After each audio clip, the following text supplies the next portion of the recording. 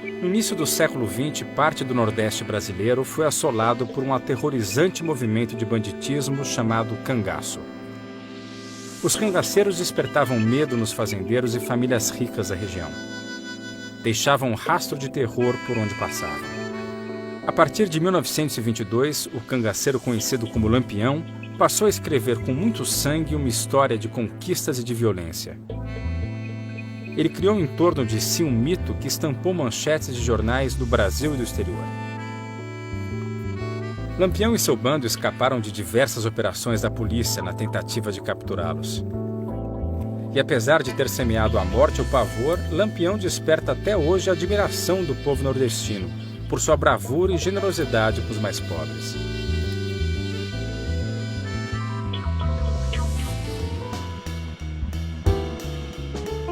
Estou em Serra Talhada, cidade natal de Lampião.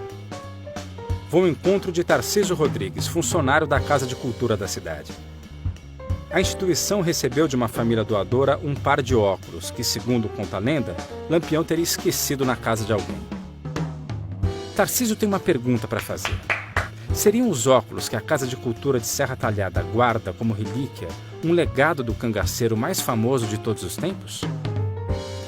Lampião é o filho, não vou dizer o mais ilustre, mas o filho mais conhecido de Serra Talhada. Não se conta a história desse país sem falar em Virgulino, principalmente a história do Nordeste. E por que você me chamou aqui, seu Tarcísio? Indumentárias sobre o cangaço são raríssimos.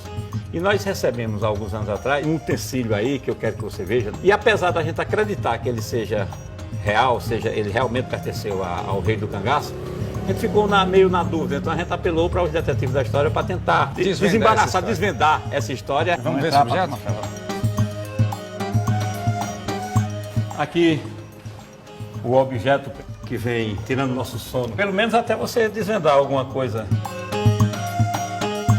Apenas sabe-se que foi de uma família de coiteiros, foram os descendentes, os filhos e netos de um coiteiro, que deixou aqui dizendo que esse padrão tinha sido esquecido por Virgulino lá. O que são coiteiros? Era o nome dado a quem dava apoio e abrigo aos cangaceiros, em troca de proteção, às vezes apoio financeiro também, que eram sempre pessoas muito pobres. Nós guardamos ele como uma relíquia, uma verdadeira relíquia, até que se prova ao contrário. Existe uma necessidade muito grande que esse mistério seja desvendado e nós estamos passando isso para a mão de vocês. Posso ver os óculos? Pode.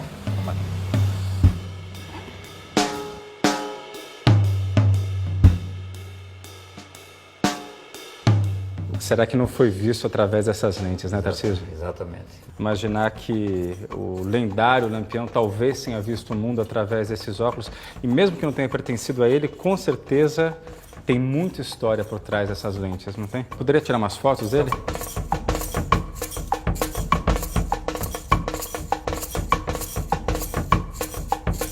Ou então eu vou à caça de Virgulino. Vai lá, meu filho. Boa sorte com a tua pesquisa, a gente está aqui esperando o resultado. Muito obrigado, Tarcísio. Até a volta. Boa sorte mesmo. Muito obrigado. É impossível localizar o coiteiro de Lampião que teria doado os óculos à Casa de Cultura. Uma pista a menos a ser seguida. Então preciso me concentrar no objeto em si, saber mais sobre ele.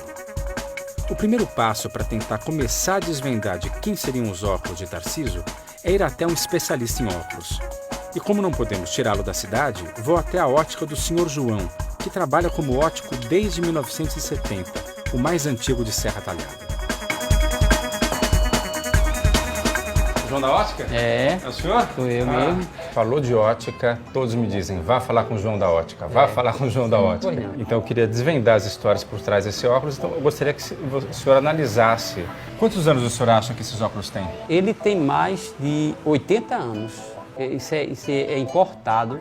Agora, devido à idade e o tempo, não dá nem para ver assim, precisamente a marca. Então esses óculos eram coisa fina, alta qualidade, né? É um material de primeira, tá entendendo? E a lente também é cristal. E essa solda aqui nessa haste? Essa solda. Isso é uma solda de ouro. Pois é, para rachar no meio da haste assim é porque esse óculos viveu, no mínimo, grandes emoções, né? Então são óculos suficientemente resistentes para acompanhar a vida de uma pessoa. Exatamente. E essas hastes aqui eram comuns na época, essas hastes que fixavam tanto em volta da orelha? Isso aqui é porque a armação é tão leve que essa curvatura aqui vai ajudar para que ele fixe bem no rosto. Então essa lente não tem grau, João? Não tem grau, não. Você entendeu? Ela não tem grau, ela é plana, só para descanso e proteção. João, depois dessa análise detalhada que você fez, a gente poderia afirmar que estes óculos aqui pertenceram ao Virgulino? Devido à história dele, pode sim. Tem uma possibilidade dele ter passado por ele. Obrigado. Tá, tudo Tchau, boa tarde. Bom, da conversa com o João saio com algumas pistas. 1. As lentes não têm grau. 2. As hastes sofreram vários impactos, provavelmente frutos de uma vida agitada. 3. Os óculos são bastante antigos. As marcas do fabricante foram apagadas pelo tempo. Preciso agora me aprofundar na história de Lampião e seu bando. E para isso vou viajar até o lugar onde o reinado de Lampião começou, o interior do sertão nordestino. Mas cangaceiros como eles não costumavam deixar rastros. Que pistas ainda estarão escondidas por lá? Um par de óculos que pode ter sido testemunha dos muitos saques e batalhas comandadas pelo lendário Lampião, um dos bandidos mais temidos da história do Brasil. Um herói e um bandido, 2 mitos e muitas histórias a serem reveladas pelos detetives da história. Enquanto Renata segue as pistas de Miguel de Godói em Pindamonhangaba, eu me aventuro pelo sertão nordestino. Mas o que vejo é bem diferente do Nordeste de Lampião. No interior, nas caatingas, onde brotam os cactos, os chique-chiques, os juazeiros e outras espécies rijas e ásperas da flora desértica. No início do século passado, o isolamento e a miséria da região eram condições perfeitas para o surgimento de movimentos como o cangaço. Mas hoje o cenário é bastante diferente. No lugar do jegue, meio de transporte oficial da caatinga daqueles tempos, vou de mototáxi, seu substituto moderno. Vou encontrar Luizão, neto de Zé Saturnino, um sargento que viveu na mesma época de Lampião e um dos seus principais inimigos. Aqui, André, eu marquei com você que aqui foi onde nasceu Zé Saturnino da Pedreira. É o meu avô, o primeiro inimigo de Lampião. Eles eram amigos na infância, se tornaram inimigos e entraram na história até hoje. Tá, aqui foi a casa onde ele nasceu, então? Aqui foi a casa onde ele nasceu. Ele nasceu aqui e uma vez Lampião cercou, aqui pensando que ele estava em casa, já em plena confusão, e ele não estava e foi uns 4 horas de tiroteio. Então, na infância, teu avô e Lampião saíram brincando aqui por essas terras? Eram amigos, a família toda. Anos depois, Lampião chegou aqui, dando tiro, Já tinha, tentando acertar teu avô aqui dentro. Tentando, pensando que ele estava em casa e não estava. Quem estava era... Tinha outras pessoas, inclusive, combatendo. Olha, vem aqui. Tinha muita marca de bala. Por exemplo, isso aqui é uma marca de bala. Aqui é outra, tá vendo? Aqui, ó. Esse foi um tiro muito grande, esse era um do mais perto. Esse aqui devia ser o Lampião. Rapaz, isso aqui é... Esse aqui furou mais que o outro. Agora nós vamos lá. O Lampião nasceu, para você ver a diferença de onde nasceu, que eles eram amigos. Vamos lá. Vamos lá. Conhecer a vizinhança. Aqui.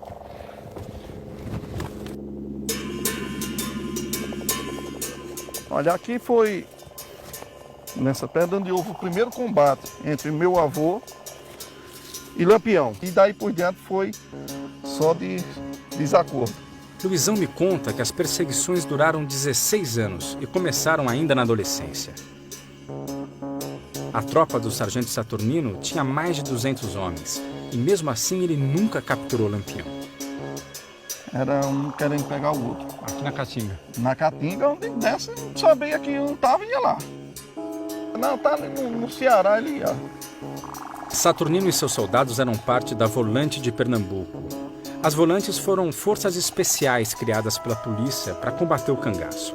Comandadas por policiais de carreira, mas formadas por soldados temporários e com métodos de atuação bem parecidos com dos próprios cangaceiros. Luizão, nessa época de gato e rato com seu avô, com Zé Saturnino, o Lampião já usava óculos? Não, pelo que eu sei, não. Teu avô contava essas histórias? Contava. Da vaidade do Lampião? Muito vaidoso. Inclusive, você vê as fotos da época, você vê que eram uma pessoa do mato, sofrido, mas tudo arrumado. No hostil ambiente da Caatinga, Lampião e seus comparsas eram cuidadosos com a aparência e ficaram famosos por isso. E a partir de um determinado momento, passaram também a usar óculos. Seria também por vaidade? Existem várias versões para os óculos. Uma delas diz que um espinho teria ferido o olho de Lampião durante uma noite de amor Uai, seu app de vídeos curtos.